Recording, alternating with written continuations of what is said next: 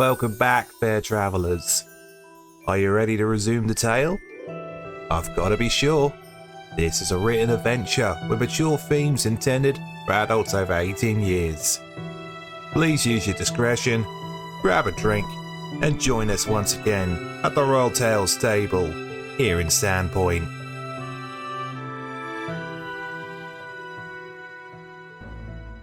On the last session of Rise of the Remaster, our player characters are quite frankly discovering how much crap can be under one small tiny town.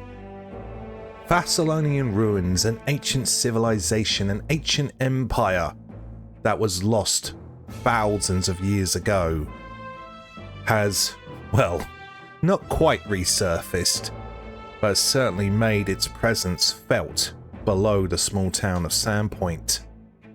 Our player characters are continuing an exploration of what was originally smugglers' tunnels.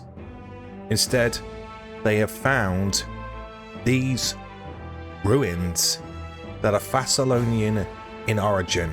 This is being confirmed by the presence of a sin spawn, then a statue of one of the Runelords themselves, finally coming into this room here that we can see on the old YouTube overlay. The Sahedron Ruin, a 7-pointed star that Thumble, who is a scholar of the ancients, can identify as the symbol, I should say, for the Thessalonian Empire.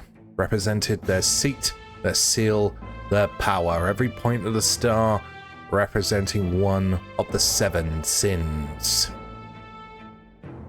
More interestingly though, as we pick the game back up today, the player characters have seemed to have entered into some kind of torture, perhaps interrogation style chamber. The equipment here is old and broken and is no longer able to be used. But Targray Alken, played by Paz, seems to have some familiarity with this type of equipment. Bit strange. Is there a story behind that? Maybe. Shall we find out? Let's bring the game back in. Okay. Let's just do a music switch back to Catacombs. Alright. So let's go. We return back in this really twisted interrogation chamber. The player characters have entered a door to the south. Looks like, I don't know, some form of study maybe? Crumbling remains of several chairs and a table clutter the floor of this room. Thumble, as you are doing an investigate. I include this into the investigate exploration action even though it's not on par with it usually. Can I have a perception check off you, please? Just an open one.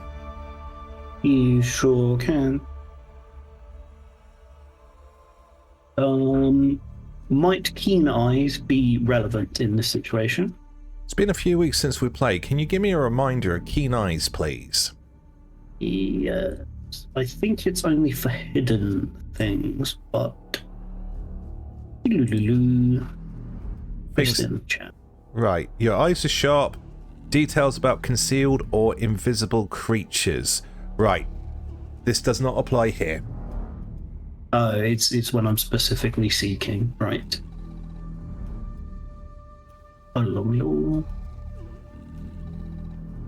It's going to be difficult for you to say to add keen eyes.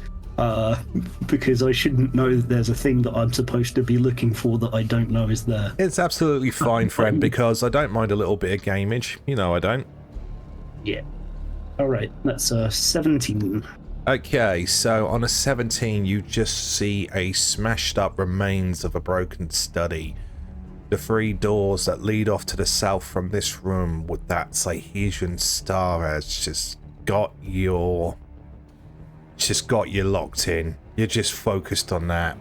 You know that this is a Thessalonian ruin But you know, it's like the old rule of three. This is the third confirmation now, and you have never, ever come across a Thessalonian ruin in this perfect a condition as this one. Okay, so I think I probably kind of wander into the room and I'm rummaging around on the floor for like if there's any like shreds of paper or books or anything. I mean, you said I can't see anything, but I think that's just the way to describe that happening. Just like, oh, it's a study. There might be stuff here. Yay, nerd stuff.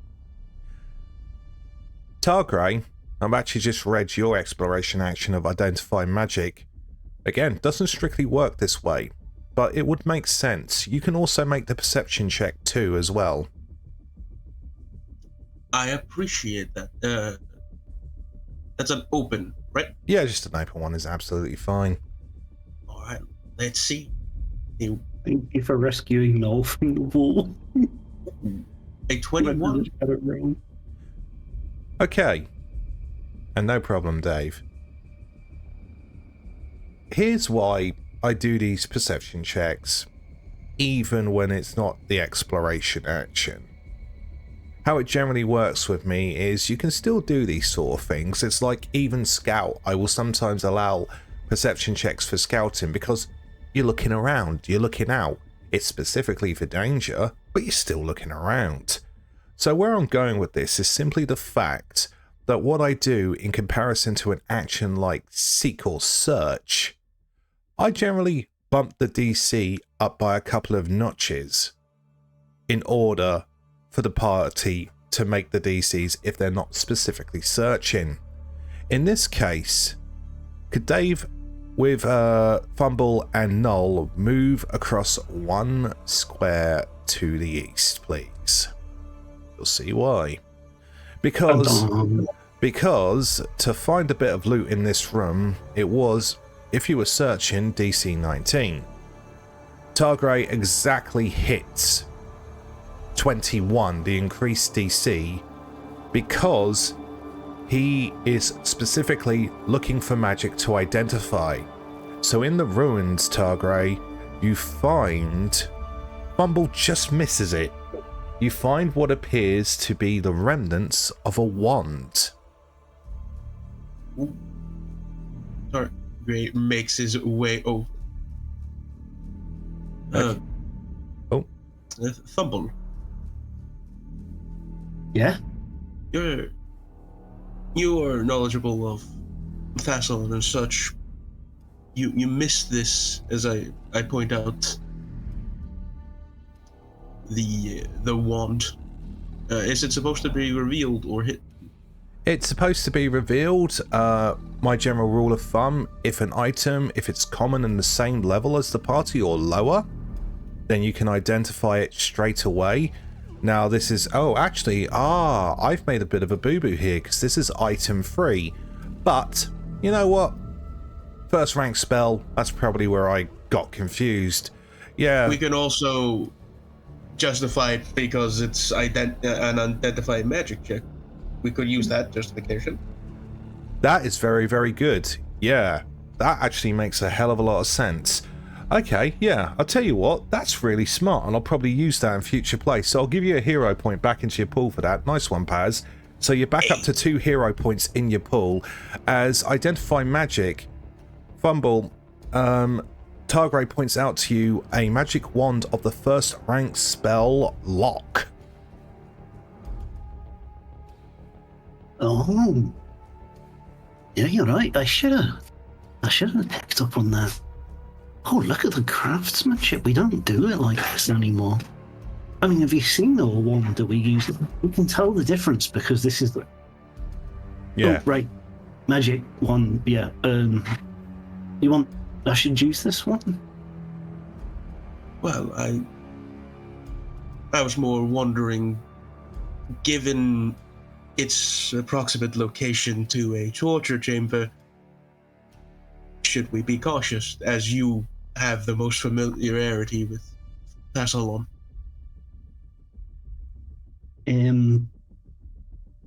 Yeah, the leaders being after the deadly sins, you'd probably expect rooms like that. And just to clarify, I'm interested in them in an academic sense. It's not that I prescribe to any values that these leaders might have had.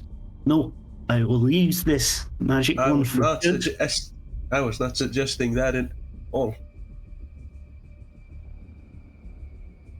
Oh, right. I'm just a little bit frazzled. This is information overload, you know. Let me just grab. Yeah, so if you want to take the wand, you can. That wand, for the record, is on the Arcane, the Divine, and the Occult spell list.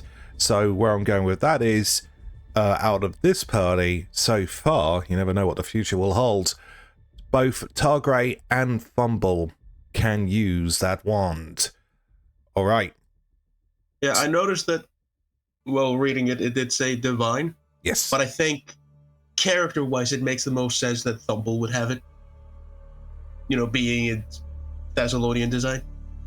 Yes, it definitely is Thessalonian design. So And I've got the wizard hat after. you got the big hat, and you've got a little cauldron following you like the luggage from this world. Yeah.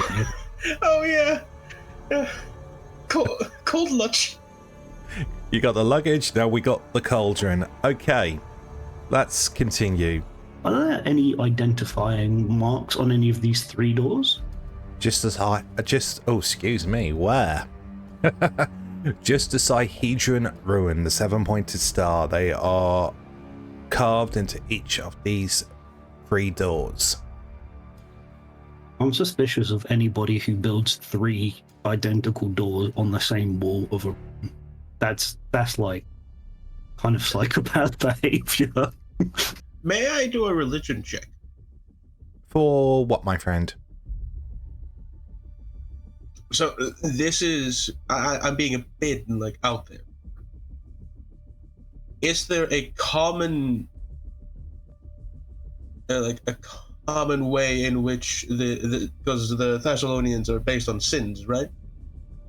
As far as you're aware, yes. Just be aware, because even though a few of us have played sort of like today's Pathfinder 2024, where a lot of the Thessalonian mystery has been unraveled now, at this period of time, people know very, very little, if anything at all. Don't worry. I'm myself, as the player Paz, I know nothing about Thassalan. Come on. But yes, generally, what is known about Thassalan at this stage is they were an ancient empire ruled by the Runelords, and they did derive their power from the sins. Basically, this religion check is like the way the sins are listed. Is there commonality to the order? Okay, right. I'll tell you what. Yeah, make me an increased DC, but make me a secret religion check then, please. Yeah. It's greed. This is related to greed. They have too many doors. It's greed. You look at it, and you can't find a common denominator. If you think about it, and if you look around, maybe it's just the art stylings and the trimmings. For example, although it doesn't bear the symbol, the door you've just walked in to get into the study, and the door that's leading out of the interrogation chamber off to the east, they're of all the same make and design, just without the symbol. All right. Worth a... maybe there was some symbolism there. If these doors are much the same, then our decision is simple 1 out of 3. Shall we try this one? Yes, but then I am right behind you have to not take the one that they offer you if it's empty, because then your odds are better of getting the one that you want if you have to re-choose after. I had Damn it, Dave! I had to cough and I started laughing. Why did you do this to me? I still don't understand that puzzle. I can't get my head around it. It's based on probability of like you have lowered the probability, therefore that fun little side tangent. The math teacher I had in high school who argued for you should always switch. A student with math managed to convince him that you should stay on the door after the open door is revealed, and I just find that funny. Oh. Alright, so the door on the easternmost side of this room, let's call it door number 3. Rudgar Irontoe, you open the door to door number 3 and you win an all expenses paid trip to Narnia. No, sorry. Instead, what you see inside, joking aside, well, you're probably going to wish it was an expenses paid trip to Narnia. Because in this room, you see a single skeleton of a badly deformed humanoid.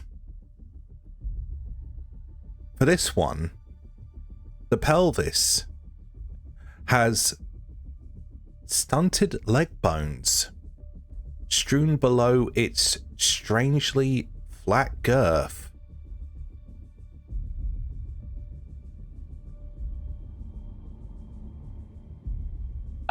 On initial inspection, dead for a long time? Oh yeah. Same as the skeletons in the old prison complex off to the west of here. Yeah, it's only preserved due to the way of this ruin, right? Yes, there seems to be some sort of magical warding that's keeping the structure of this place intact, but anything like the tables, the chairs, and the equipment in the interrogation room above, yeah, that's not holding out. Whatever manner of creature this was, it has long passed. Thumble, would you try the next door? Mm-hmm. Okay.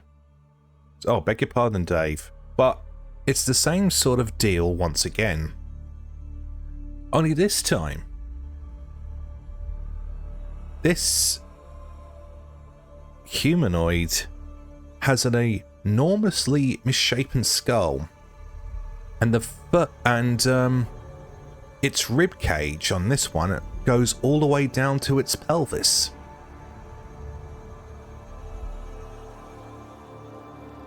Yeah, this does look like the sort of spawn creation type things.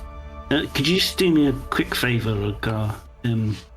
You grab your skull and just give it a... And I just telekinesis, just like take the skull of the thing and just like smash it into one of the walls. Very well. And Rudgar will hit the skeleton's skull with his weapon.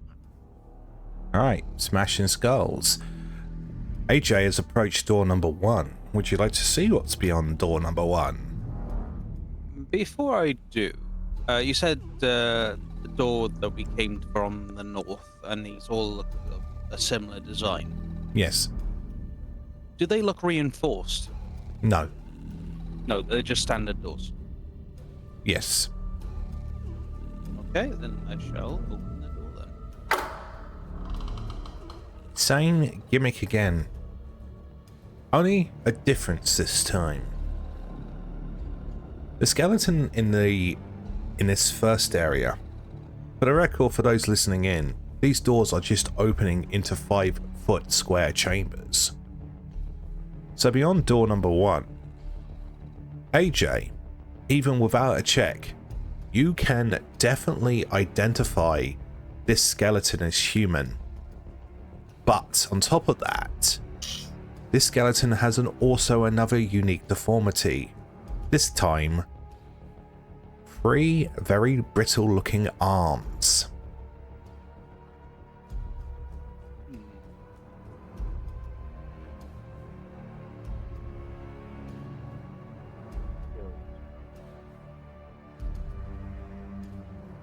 Oh, Well, I suppose it makes sense why there are 3 doors. Should we move on? I think we should.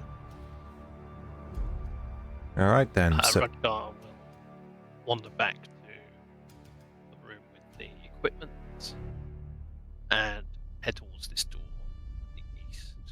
all right then. So I've got everyone's exploration actions from last time as Scout from AJ, Defend as usual from Rudgar, Identify magic from Targray, and Investigate from Thumble.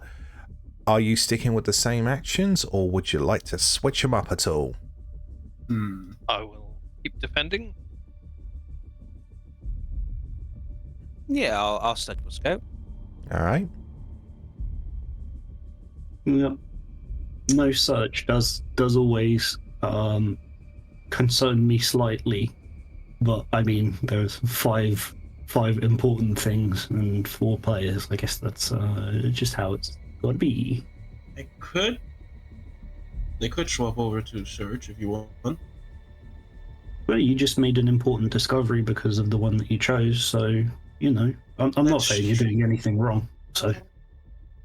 Well, it's an interesting one. Just be aware that even though your exploration actions are set, there will still be search style checks. For example, like I said, with Identifying Magic and with Investigate, even with Scout, there's still going to be perception checks in my mind because you're still looking around. One's looking out for danger, one's looking for signs of magic, and the other is looking for points of interest.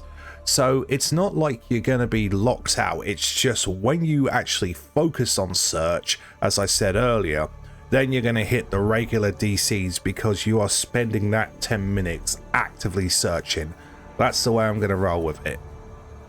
Yeah, that's fair. I am mainly stuck between keeping Identifying Magic or taking Refocus. It is interesting with exploration actions because since we've been playing with them, even in all the games here on the channel, it's interesting because there's 2 things that I've found. One, it does streamline so nobody is making perception checks every 10 minutes for every 5 seconds for every single little thing they come across in the room. But I am finding that a lot of parties do generally, we've seen this particularly in Kingmaker, a lot of parties do generally sort of like find their specialist exploration actions and just stick to them. So it's an interesting system how they've worked it. Definitely it's got pros and cons. But for this one, is everyone going to stick to what they're doing, or does anybody want to switch up? I know AJ and Rudgar are staying the same. Targray, Thumble, are you staying? You can. It's not a problem. Oh well, yeah. Targray, how about you? Yeah? Okay. Okay. Yeah, I will keep Identifying Magic. Alright, so in that case then, can I have 3 separate, 3 secret perception checks from Targray, AJ, and Thumble, please? And then, once those are made, we'll proceed back with main gameplay and get back into the flow. Yeah, perception. Yes, please. Okay. Secret checks have come in. Fantastic, thank you very much. Okay, feel free to proceed onwards. Okay. Let's open up this door. Yeah, you seem to open up the door to a stairway that leads down a long, winding 5-foot corridor.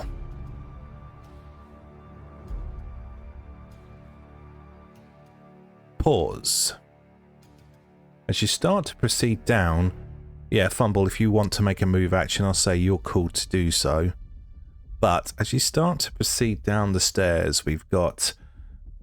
Yeah, pause from there. We've got Rudgar at the front, Targray about 10 foot behind, followed by AJ. Targray and even AJ, as you start to move down the stairs, you swear to the gods that you can hear some form of chittering coming from this room. The room ahead of you is weird. It kind of is sort of like a rectangle opening with several pits that seem to be covered by wooden slat boards.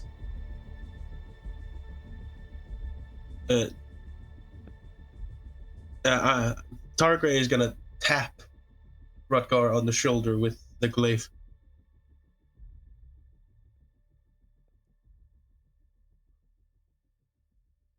Sort of to like give him notice that things up ahead. What is the matter, father? Is chittering about. Be careful.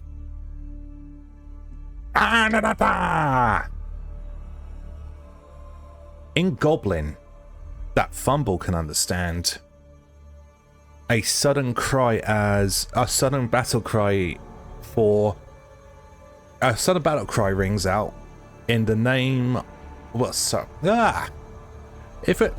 Apologies to those joining us. I'm a bit scrambled today because I've just recovered from a severe migraine attack, so I'm a little bit brain scrambled today. But simply put, a battle cry rings out in Goblin. The cry is in the name of Lady Irillium.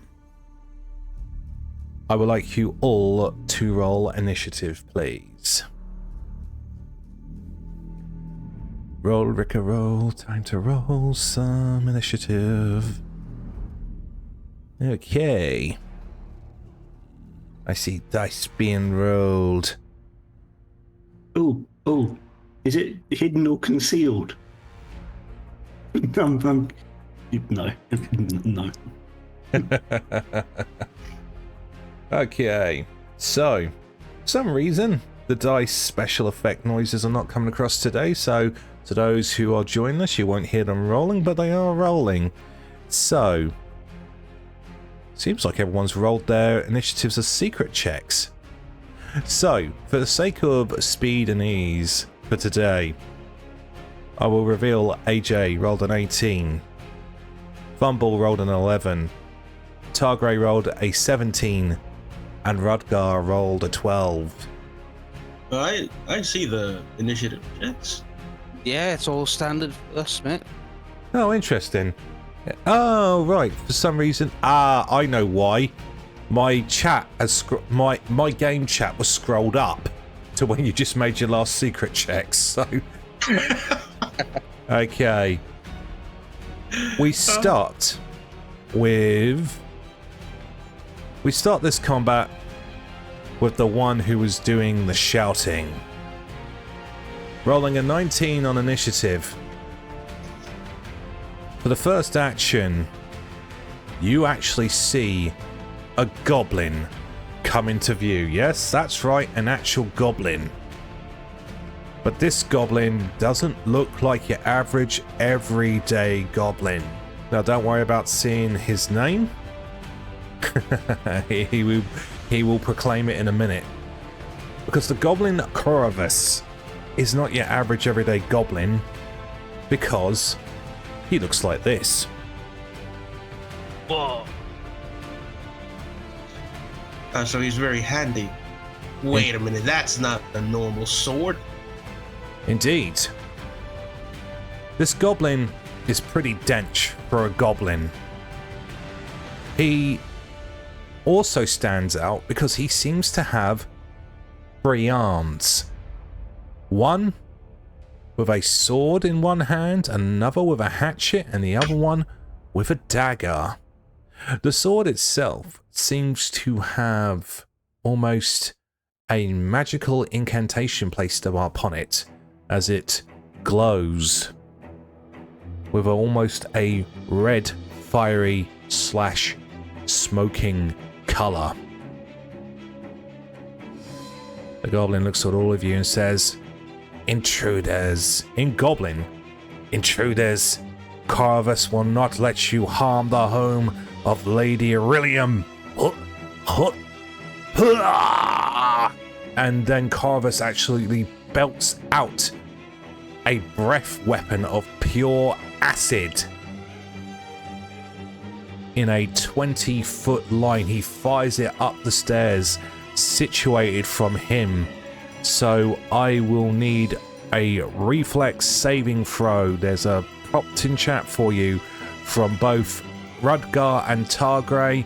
AJ is just out of range.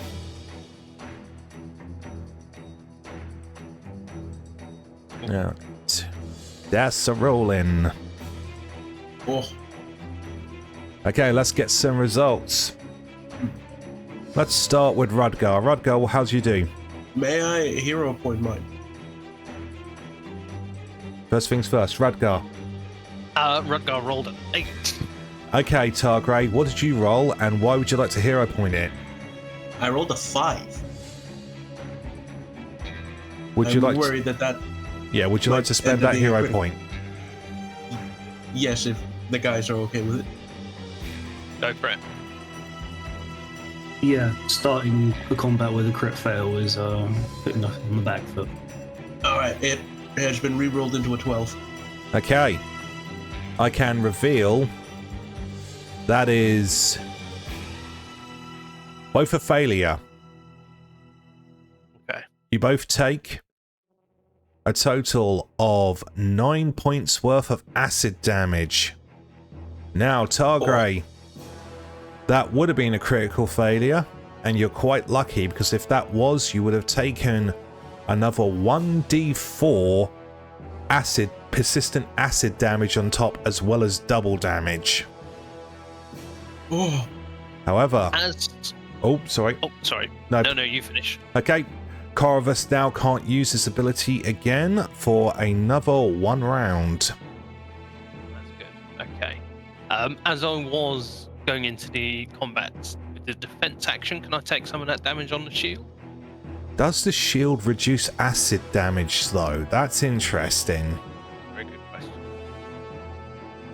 It's not a magic shield. It's a regular shield. I don't think it can. I mean, it would make sense for it to absorb the acid, but then it would become damage if it doesn't take the if it does take the full amount. Reading shield block here. While you have your shield raised, the trigger for shield block is while you have your shield raised, you would take physical damage, in the parentheses, bludgeoning, piercing, or slashing from the attack. Ah, okay. Nothing to be done then. Yes. There is a feat There we later, specifically. So you need a feat for that. But that does conclude Corvus's turn. AJ, it's over to you. You said the stairs are going down, correct? Yes. Do I have a direct line of sight to this goblin then? You Or is he obscured? you can see him. You do have the high ground. Ah, I have the high ground. You have the high ground. Right then, I shall target, and I shall take a pot shot with my bow. Alright, no sneak set up, and that 14 is going to be a miss. You need to Oh. really try and set up those sneaks and those flat-footeds. I assume that you could see me anyway, so...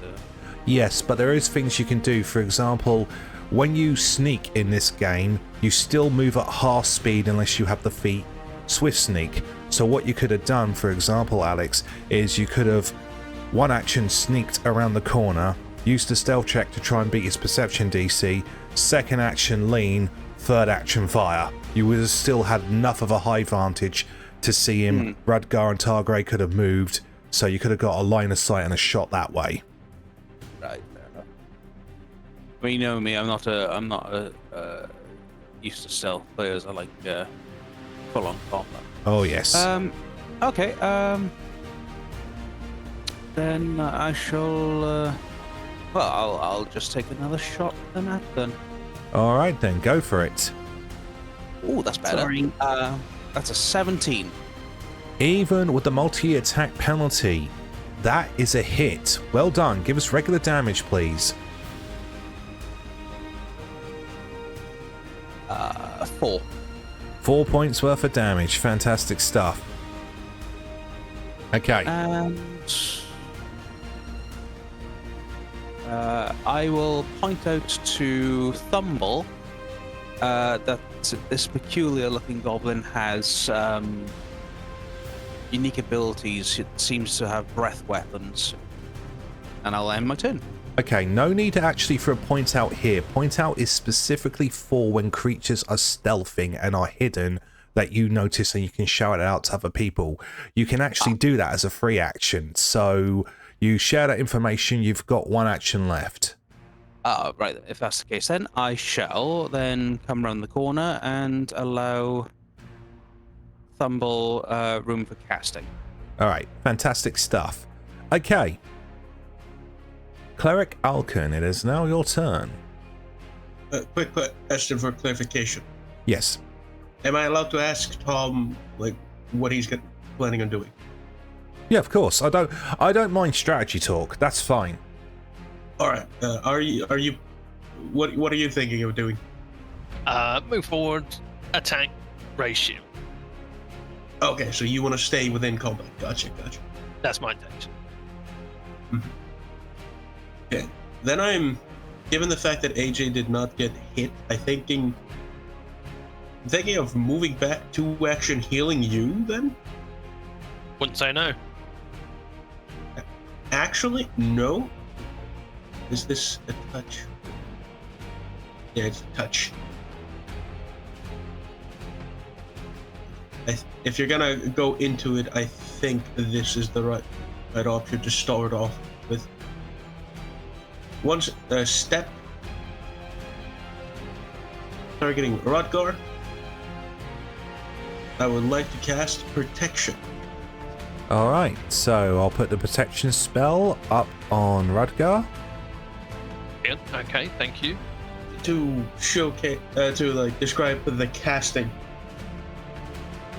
A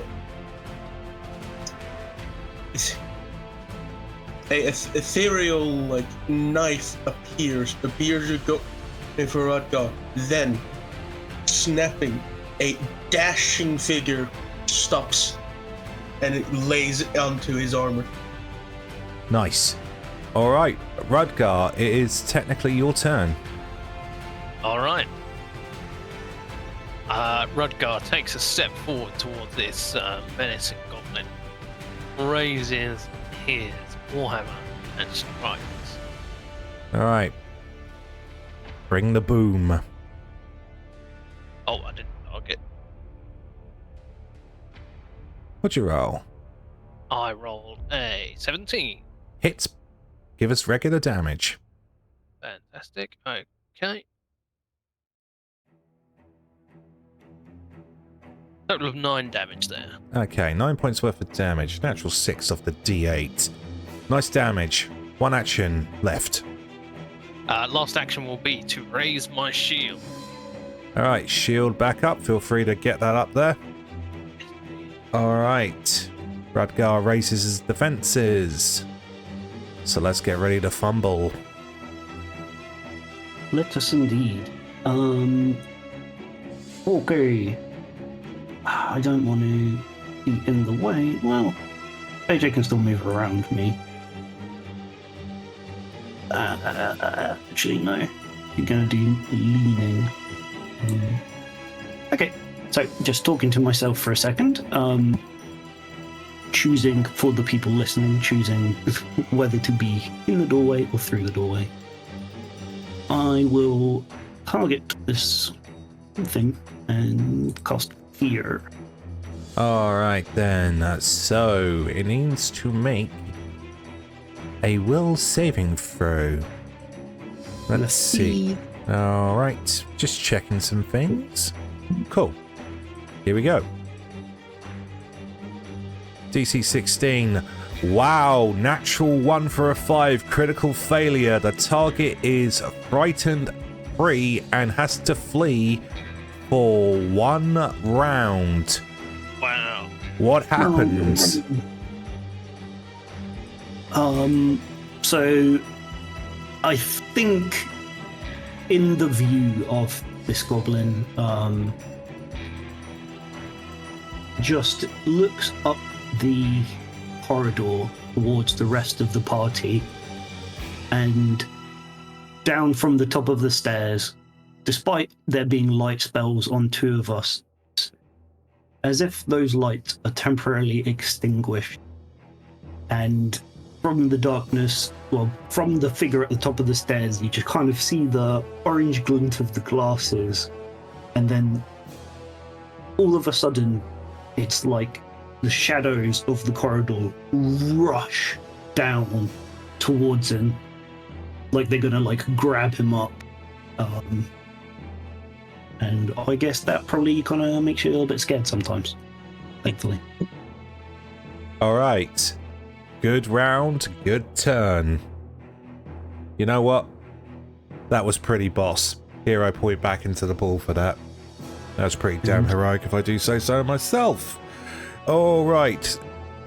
Round 2, Corvus's turn. Now, this is the first time we've actually come across the fleeing condition. So, let's talk about it. You're forced to run away due to fear or some other compulsion. On your turn, you must spend each of your actions trying to escape the source of the fleeing condition as expeditiously as possible, such as by using move actions to flee or opening doors barring your escape. The source is usually the effect or the creature that gave you the condition, though some effects might define something else as a source. You can't delay or ready while fleeing. So, you're forced to run away due to fear of some compulsion. On your turn, you must spend each of your actions trying to escape the source of the fleeing condition as quickly as possible. Okay. So, Corvus just yells in Goblin. The beast below has come. No, I didn't mean to betray you. And so Corvus is just going to bolt confusing Thumble for somebody else. So here we go. Let me double check his movement speed, because I would like to get this right. 25. Okay. As he begins to move away, he will be the victim of a reactive strike. Okay. So go ahead.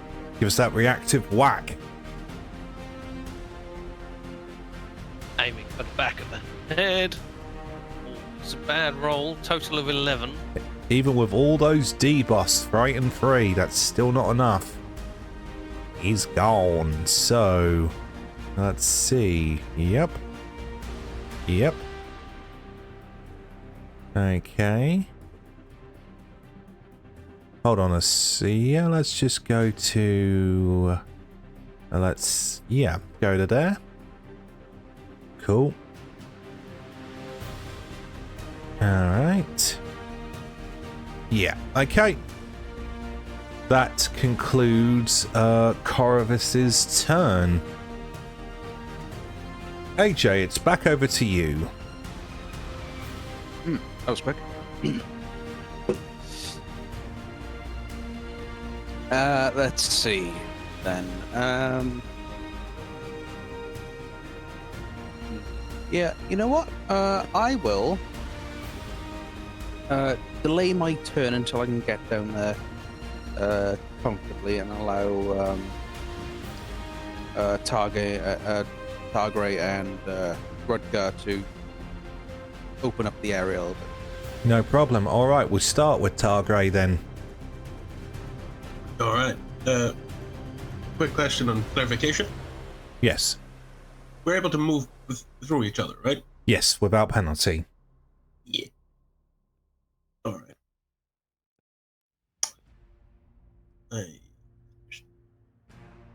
The 2 action heals a bit more. Yeah. So I am going to use a 2 action heal on Rudgar.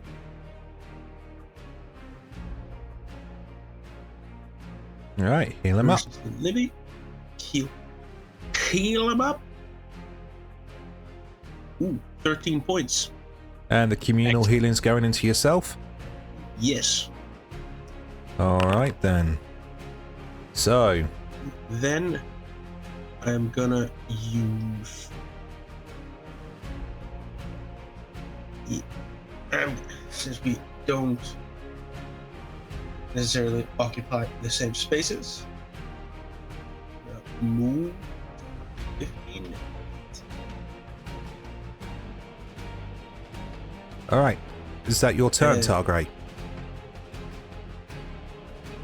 Well, am I still okay? Even though yeah, it'll be my minute. It'll be a minute. Okay, that's cool. Rudgar, over to you.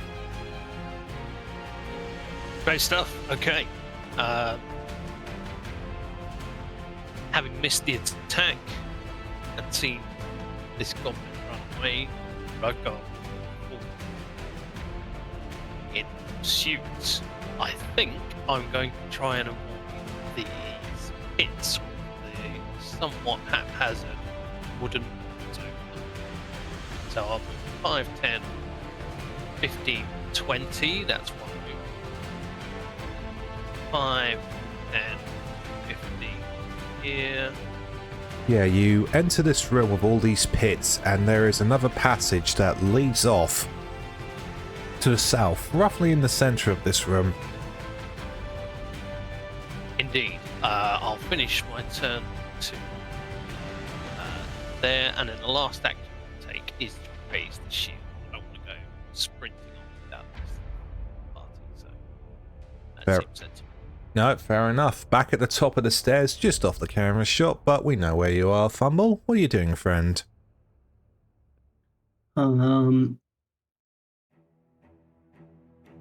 Looking at Noah, it's like, it's not normally that effective. Must be something terrifying down here. Right, let's start wandering down the stairs. So I don't know where this creature went. I see Rudgar making his way downtown, running fast. I'm sorry. We're gonna do it's one movement action. I still can't get used to this drag roller. I just can't. Now it's stuck because I'm on somebody else's token. So that was 5, 10, 15. It's a second action. And then I will move there for my last one. And None is still on my shoulder, so I'm just like, boop. Yeah. This new drag ruler, if you want to set waypoints, you can actually do it, if it will help, by when you're holding the left mouse button and dragging and moving, you can actually hit and press the right mouse button at the same time to set waypoints. Yeah, I thought I was. Okay. Actually, it makes a lot more sense than I thought it did. It's Sorry, my arch nemesis, as others might, as listeners might know from other campaigns. I just can't wrap my head around it. But it's totally fine. you can't ruler. I can't. No. I've spent all my turns running around trying to track down this creature, and I think I can catch just a glimpse. All right. It's now. Do I have? Oh yes, go on. Do I have permission to make one bad joke? Go on. So you're an anti-monarchist? Wow. Oh wow. I did say it was a bad one. One bad ruler. AJ, are you? It's the end of the round. Are you coming in to catch up? Yes, I'm just gonna take 2 move actions to get to the bottom of the stairs. Oh, try that again. There we are. And final action, seeing all these pits, can I make a perception check to see if I can hear anything lurking there? Sure. Open roll. Give us a perception check. That is a 19. On a 19, that's a meets beats with a +5 to the DC because these are deep pits.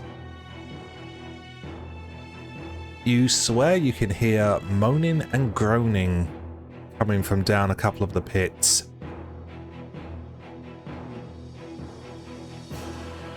Corvus's turn. Okay. Yeah. You can just see him because of the animation. Not 100% sure how I feel about that, although it's... yeah.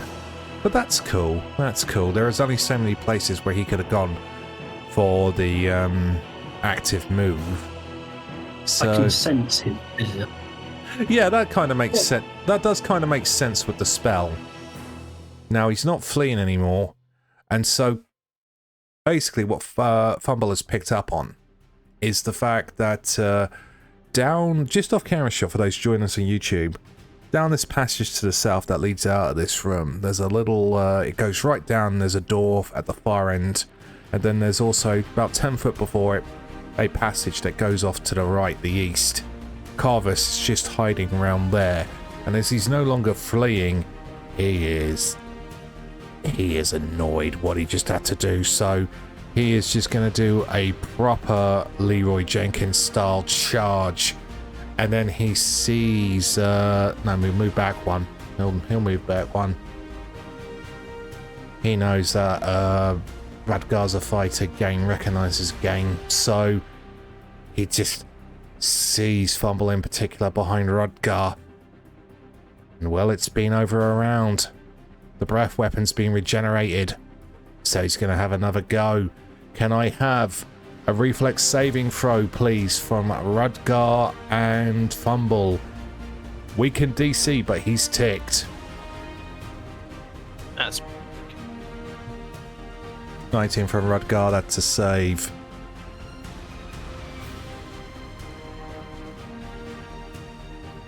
$18 from Thumble is also a save. So, half damage. It is a basic. So, let's see.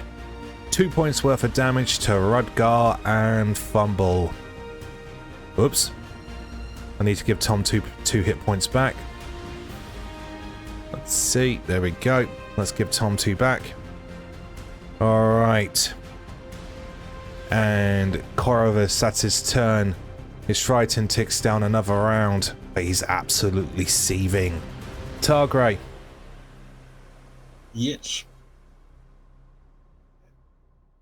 First action is going to be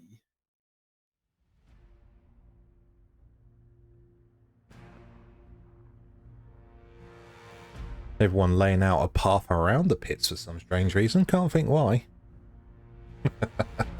We'll have to get you to reveal which ones of them, if you step within 5 feet, grab you by the ankles and drag you into a pit once the combat's done. I mean, this is another path I could take, but if the, well, nothing has tried grabbing you from the pits. Oh yeah, the rounds. I got really scared for a moment.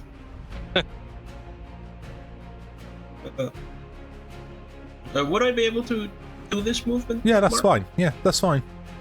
Basically, for those listening in, Targray's measuring out a path, moving diagonally through the pits. That's one action. 2 actions. You know what? Everybody seems to be hammering on this goblin. And I agree with that. 2 action Divine Lance. Alright then, give us a target and give us a spell attack roll, please.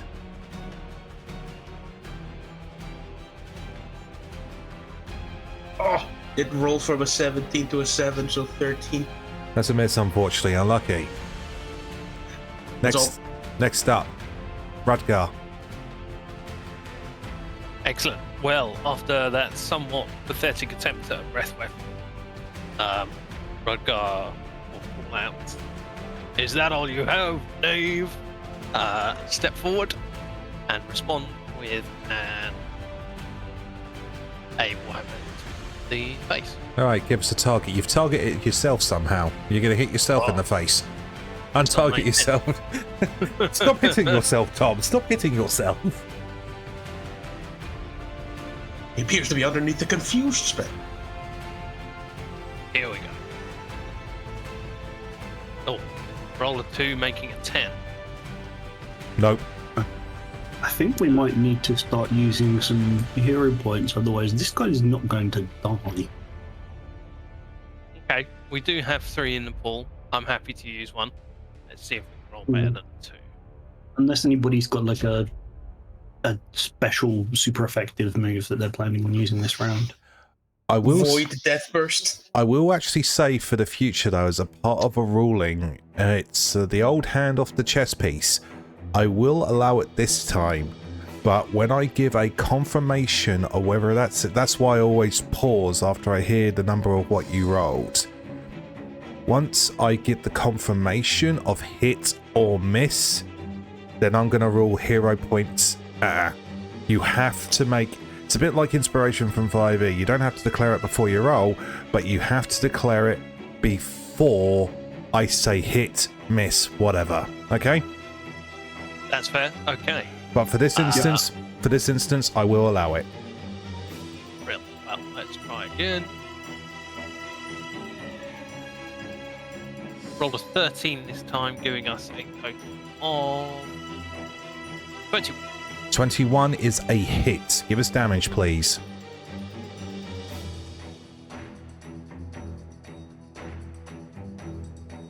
Roll a 6, making another 9. All right, 9 points worth of damage to Corvus. Okay. Oh, sorry, beg your pardon. That's all right. Last action will be to raise the shield. Okay, the defensive game is on.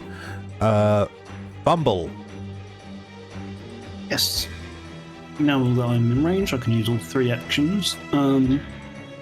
So... What was that?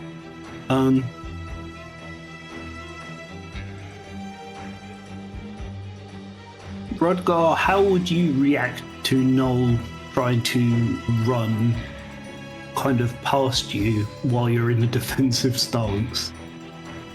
I think that would be okay. I might, Rudgar might jump slightly, but his focus is on the goblin with 3 arms. So, I think that would be okay. Okay. In which case, for Nell's independent action, they're gonna kind of run at this creature, so that once I cast Shroud of Night. Oh, actually, since it's already frightened, it wouldn't do anything. I guess I don't know that. You could still get the concealment though, so I think how it would work is technically it's frightened for this turn, but if you get the Shroud of Night off, then on the next turn, because after this Corvus' next turn, the frightened's going to tick off, so you could still potentially just reapply it the next turn. Yep. Alright. So, Shrouded Knight of Corvus. Let's see. Will save DC of the 16 variety. Beats it. 16 exactly, even with the frightened. It's unfortunate. Okay, well, either way, I will chuck a loose piece of debris at him. Let's go for the telekinetic projectile. Go for it. Unfortunately, that is an 8. That's a miss. Dang. AJ. Right. So you're saying pointers for concealed things, yes? Yes. If things are deliberately trying to stealth, or if a creature is in invisibility and you spot it, you use point out to say, it's over there. Right, okay. So a free action, I'll just call out as like, there's something unnatural down in the pit, so do be wary. And as I probably won't have line of sight, I'll do the smart thing. Oh, hang on, I've just lost the connection there. Again. I will take my movement up to here, and I will keep my bow ready in case anything pops out. Alright, fantastic. So, are you using your next 2 actions to actually set up a ready action? Oh, that's quite my fault. Yeah, I will ready a shot if anything comes out of these holes. All right, fair enough. Readied action applied. Corvus's turn. Okay, last round of frightened. So let's see. Now he can't attack Null because Null's a tiny creature. You have to actually be in the same square as the creature, as the tiny creature itself, in order to hit it. So, yeah, he's not a happy goblin. So what he does is he goes absolutely crazy and yells in Goblin. In Lady Aurelium's name, I will have my revenge. I am Corvus, Goblin Hero. He's going to use 2 actions to use Free Arm Flurry. Corvus can use all 3 of his arms with exceptional skill. Corvus makes 3 strikes using 2 actions, but his map will never go past the first attack penalty. So basically what that means is 1 strike at regular, 2 strikes at first map only. His flourish will increase afterwards. So strike number 1 is going to be with the longsword against Rudgar. Okay, I'm rolling critical miss on a natural 1. Second attack is going to come with a hatchet. So I'll make sure. Okay, so he's going to attack with this one. Natural 15 for a 19. That will hit, yeah. Okay. Shall I react? Raise the shield? Yes. Sorry, the shield block, rather. Okay then, so shield block is coming in. Let's roll the damage. A total of 12. Hit the shield block button, and so... Oh, Rudgar, raise your shield, please. Oh, sorry. Let's just let me heal you as well. Let me give you that 12 points back. So let's do that once more with feeling. So Rudgar is selected. Shield block button. Here we go. So you and the shield take 7 points worth of damage, as the shield absorbs 5 points worth of damage. And then for a part of the free arm flurry, it's then going to strike you with what looks like is a silver dagger. Okay, +4. Ooh, we needed one of those, didn't we? Okay, a 14 is not going to hit. Indeed. Okay. I just noticed something. What's up? With Ray's shield, Rudgar's AC is 19. Yes. No, I mean 20. There. Okay. Oh, I see what you're talking about. That hit would have missed, but I'm going to say, because he didn't take a whole lot of damage, I'm going to say hand off the chest piece for now, and we'll keep more of a mindful of that in the future. And also, not to sound... That's fair. I thought it would be worth pointing out. No, that is definitely worth a point out. Protection plus the shield does raise the AC to 20, but I'm going to be a bit plain about this. Tom should know by now, especially as he's a shield fighter. That's kind of his main jam. Yeah, So, no, we'll go ahead with damage. okay, so final action for Corvus. Let's see. As I mentioned, he recognizes game. Okay. For his final action, he's going to take a 5-foot step back and motion for you to come on as the fear completely leaves his eyes. Targray, your turn. Yes. Just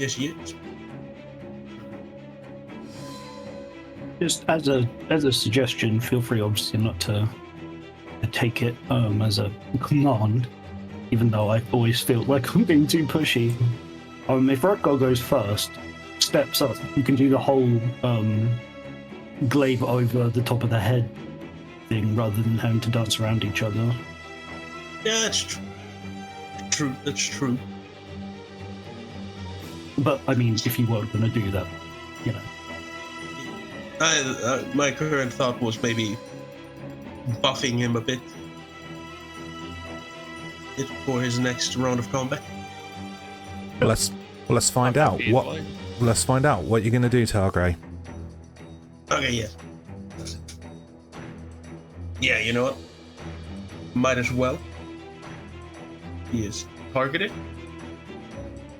First 2 actions is gonna be another Divine Lance. All right, give us a spell attack roll, please, when you're ready. Here we go. I would like to hero point that if people are okay. Yeah. Yeah, go ahead. Mm-hmm. Getting a bit silly, isn't it? And worth it. That's a natural 20. All right, so last hero point spent, 26, natural 20, critical hit. Roll damage, as there's no critical button on spells, so we roll damage and we just double. Yep. Says so on the spell card itself. Let's go. 8 point of spirit damage. All right, That looked awesome. that is a great effect. Targray, also, you get something interesting. No extra damage, but the spirit damage of the Divine Lance seems to particularly land on Corvus. I'll give this to you for free. Ooh. No extra damage, but this little goblin has somehow, some way, become sanctified unholy. 1 action So- left. Oh, he's even more foul. Alright, my third and final action is going to be a very simple targeting Rudgar. Guidance. All right, spell effects on And, Rud. Oh, Yeah, and just how the spell looks. A sort of like mentor figure shows up and like begins to like do the motion of like mentorship, because the whole thing about like plays and such. So a lot of the spells are gonna involve like acting tropes and such. now I think somebody received guidance last time, and if they did, they would have guidance immunity for 1 hour. However, I can't recall. I did check today. I normally check the footage back, but so what I'm going to roll. Wasn't that guidance on during the Tamio fight? Potentially. Here's what I'm going to roll. Guidance goes on Rudgar, and immunity is going to start from now. So, Alright. Targray's turn concluded. Rudgar, over to you. Lovely. Okay. We're taking a step forward, essentially taking Corvus' bait. We are going to use guidance on the first Warhammer strike. Okay.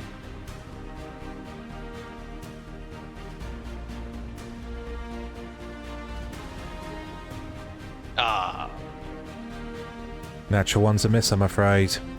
Natural Oh. 1 is a miss. There's no hero points to do anything about it. So, miss.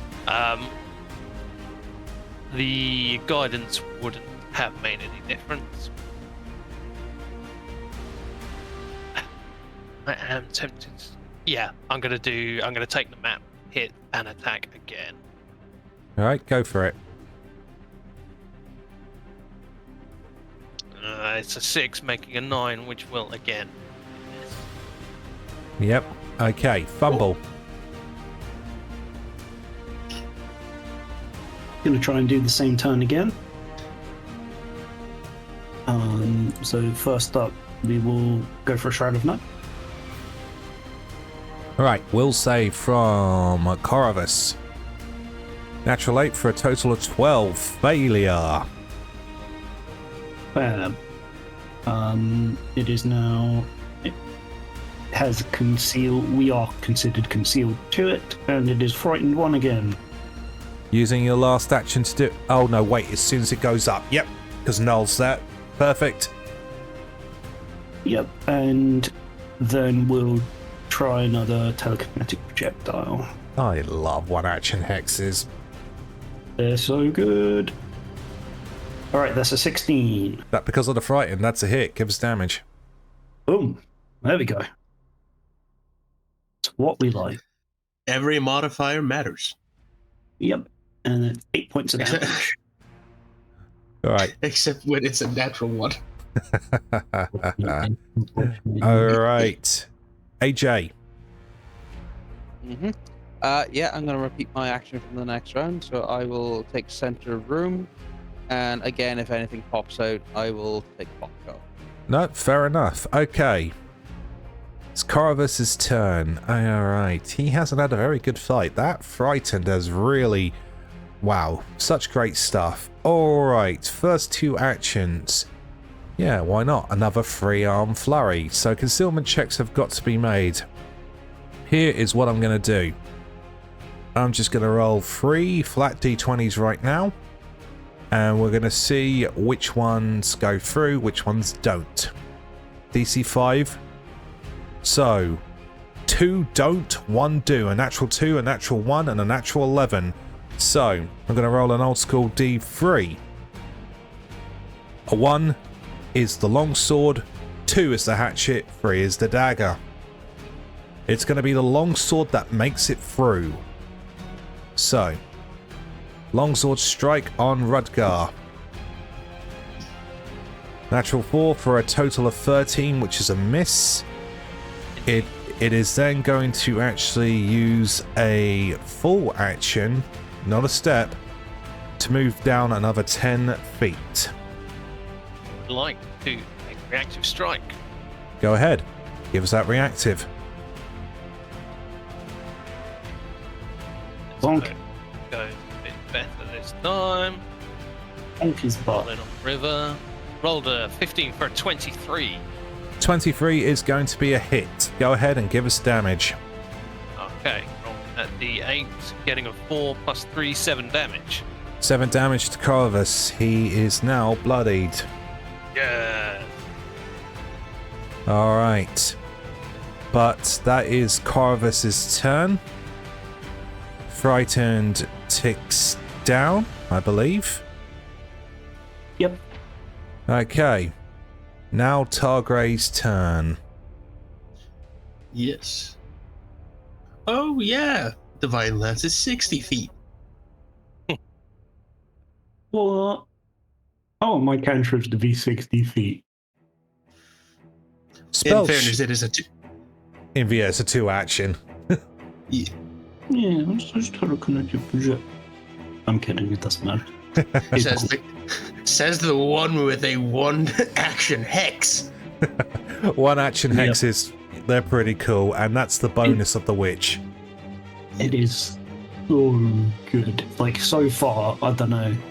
If we had, like, the old Brit Roll following or whatever, I'd get one of those stat nerds on it to be like, how many times has that made people miss? And I'll just, like, do it for free all the time. It's wild. It's so good. If there is one thing I did have always appreciated about Critical Role, it is their stat nerds. They're incredible. Okay, Targray, go for it. Yeah, that's got to be another Divine Lance. All right then. Let's see. Do I succeed on the roll? That's going to be a 10. Miss. Last action. Tom, you're going to move up, right? I am indeed. All right. I'm going to... Mark, Yes. how many turns has it been on the breath weapon? He'll have it back. I've been counting. Mm-hmm.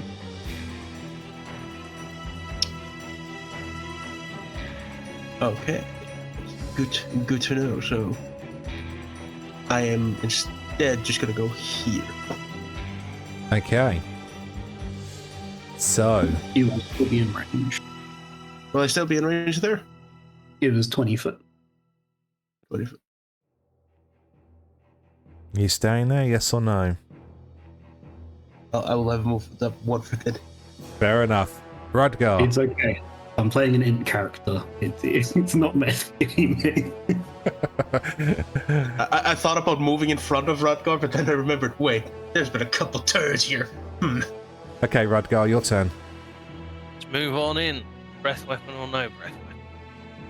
We're going to take our first strike.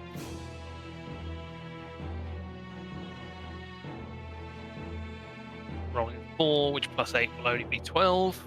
No lie. No dice.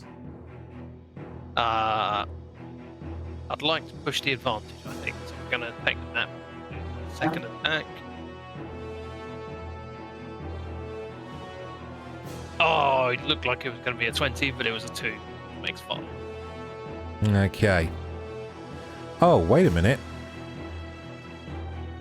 I've got something. Because you moved down 10 feet to meet him. I sure did. Whack. He does have reactive strike. I see you know you'll do go. Here we go. Longsword swipe. Okay. Natural 15 for a 25. Yep, protection or no protection, that will hit. Okay. He deals a total of 15 points worth of damage. Ooh. He hits hard. He hits very hard. You've just done incredibly well against him. Yeah. That feels like a change in momentum. I will say, however, in fairness though, because that should have happened just before the first action and that would have changed the complexion of the entire turn. I will say then, in exchange for that, I will give you your third action back. So let's place it like this. You ran up to him, you try to smack him with the Warhammer and a reactive strike at the same time. Your reactive strike cuts, which is why the Warhammer misses. So I'll give you your third action back because I should have done that at the start. Okay. Yeah, I got bonked pretty hard. I'm going to raise that shield. Alright, fair enough. Okay. More than fair. Thumble. Yeah, it is so backwards in my head still, despite playing Shield Fighter for 6 months. To do shield, like raise a shield before you attack, it just feels wrong. Or like before you move, it just feels backwards. It's a bit of a weird one.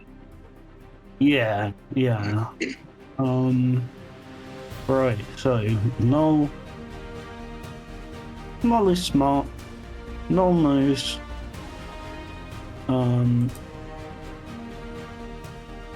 The being here still applies the effect, but also is not in a line for breath weapons.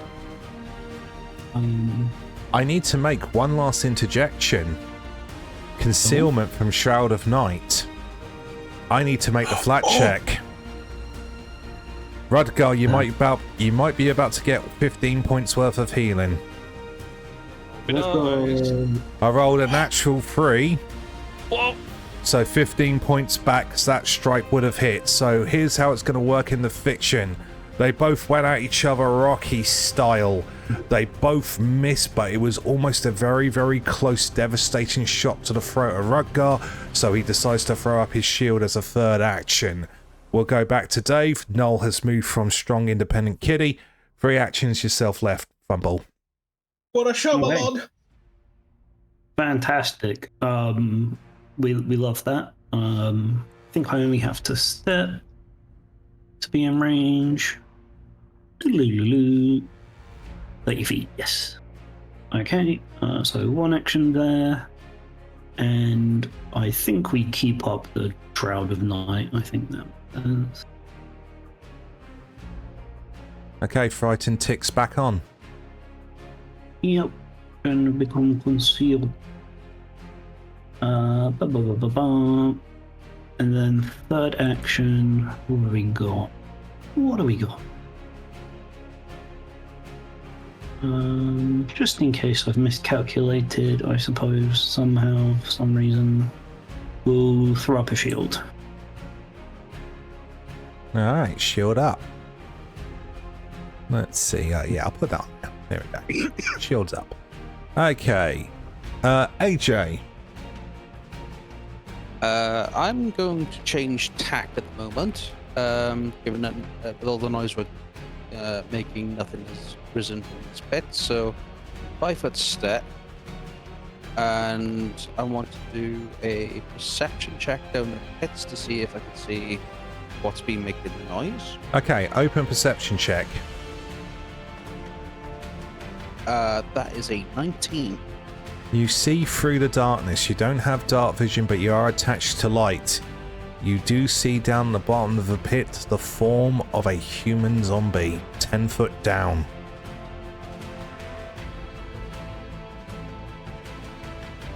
I'm not too sure if it's the correct skill, but I want to do a recall knowledge with nature. If goblins as a race have natural mutations with other appendages. That would be a society roll. Yeah, I got society. I can do that. Yeah, make it a secret check, please, because they have the humanoid tag. That's fine. Hang on. There we go. What was Yeah, that? I'm not too sure. That's a 9. I'm not too sure on goblins. Yeah, unfortunately, no. All right. Okay, but I'll keep that in mind. Okay, Corvus's turn. For his... Let's see, on his turn... Yeah. Does he keep wailing away? Yeah. It's interesting. Surely Corvus, the goblin hero, wouldn't retreat from battle. Let's see. For his for a free action, he is going to drop his dagger. Then, for his second action, with that free arm, he is going to attempt a reposition action. So what he's going to try and do is he's going to try and grab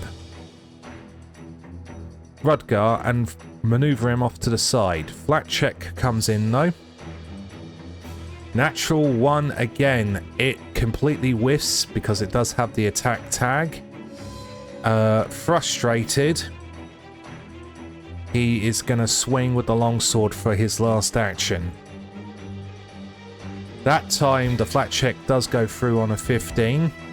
The longsword's going to come down on Rudgar. Natural 8 for a 17. That is going to be a miss by 3. That's his turn. Targray, over to you.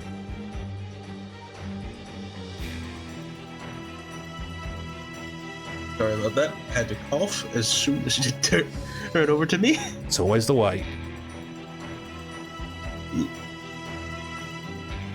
Yeah. Okay. He's still alive, thank God, so it's just gonna be a simple Divine Lance. Alright, go for it.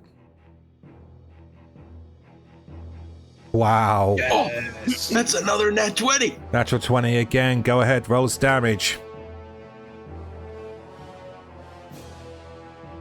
Oh, Ooh. 6. Doubled up to 12.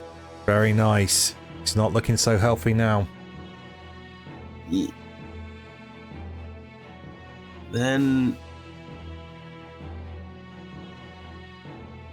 breath weapon is still a danger, but you did say he's bloodied.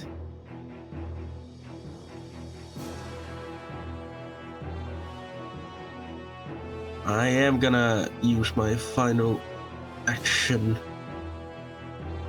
to move up to support my short friend. All right. Rudgar, over to you then, short friend. Okay. Smelling blood in the water. I think it was a good roll. We should finish this soon. So, first Warhammer attack. That's 23. That's a hit. rolling the damage. Total of 7. 7, yep. Still Gonna around. go for the second strike. With the map, it's only a +3. And it's 3 on the dice, so a total of 6. Yep.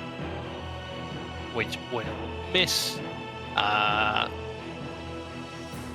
Don't want to get too reckless. Let's raise the shield in case of a furious, desperate counterattack. Alright then. Thumble.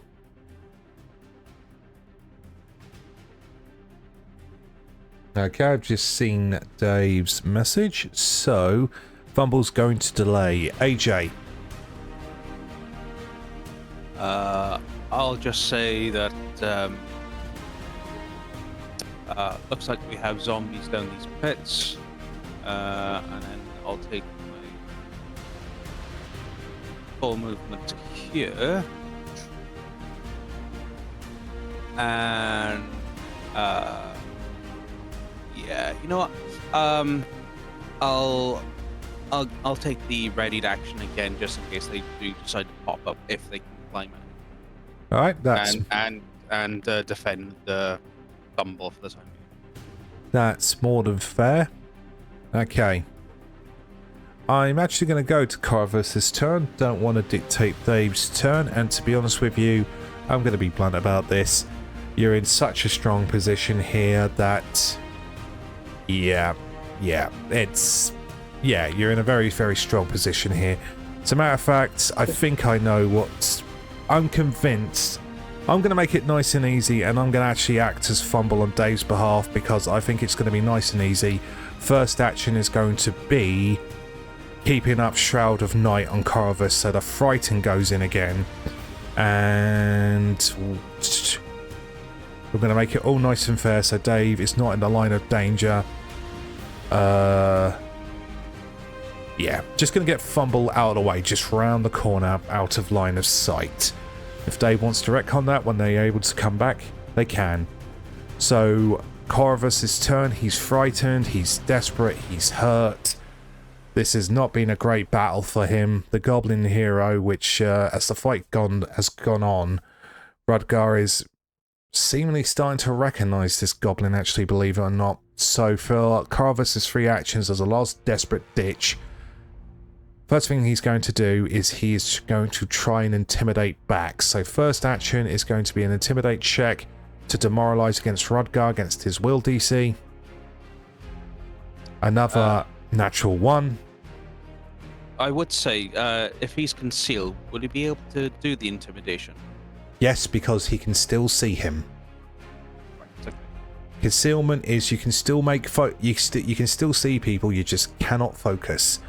So, and by the rules of the game, intimidation is fine. So first action, intimidate doesn't go through, natural 1. So just breath weapon again. Can I have the reflex save from Rudgar and from Targray? Yes. It's not good. I rolled a 10. Ooh, I rolled a 16. Okay, so let's roll 2d6 acid. Failure from Rudgar, success from Targray. So, Rudgar takes the full 5, Targray takes half, takes 2. But Targray, it's over to you. Right. He is now in range, so I can use one action to strike at him with my glaive. Alright, let's bring the glaive in for the first time today. And that's a 2 on the dice, so 8. Alright. Miss. Probably should have done this. No, I have no intimidation. Not even try that. I will do one map. Go for it. He is frightened. He's frightened. 13. Not quite. Unlucky though. Unlucky.